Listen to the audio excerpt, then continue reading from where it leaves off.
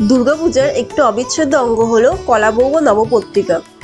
অনেকেই একে গণেশের বউ বলে মনে করেন, কিন্তু আসলে এর পেছনের গল্পটা একেবারেই অন্যরকম। কলা বউকে গণেশের পাশে স্থাপন করা হয় বলে আপাত দৃষ্টিতে কলা বউকে গণেশের স্ত্রী বলে মনে করা হলেও আদতে তা নয়। কারণ পুরাণ অনুসারে গণেশের দুই স্ত্রীর নাম ঋদ্ধি ও সিদ্ধি। আসলে নবপত্রিকা হলো মা দুর্গারই আরেক রূপ, মা দুর্গার প্রকৃতি প্রতীক। তাই প্রকৃতি পুজো করতে নবপত্রিকা রূপে মা দুর্গাকে পুজো করা হয়। এখানে নবপত্রিকার আক্ষরিক অর্থ হলো নব, অর্থাৎ 9টি পাতা। কিন্তু এখানে 9টি পাতা নয়, বরং 9টি গাছের পুজো করা হয়।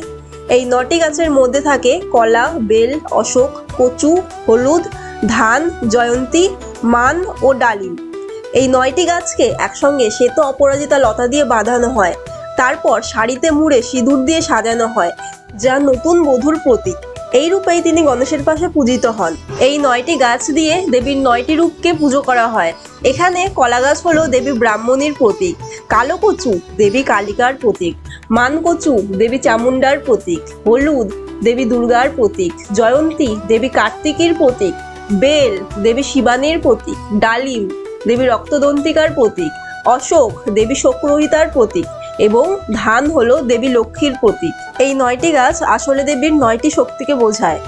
এই প্রথার মাধ্যমে আমরা প্রকৃতিকে সম্মান জানাই এবং কৃষিকাজের জন্য দেবীর কাছে আশীর্বাদ চাই।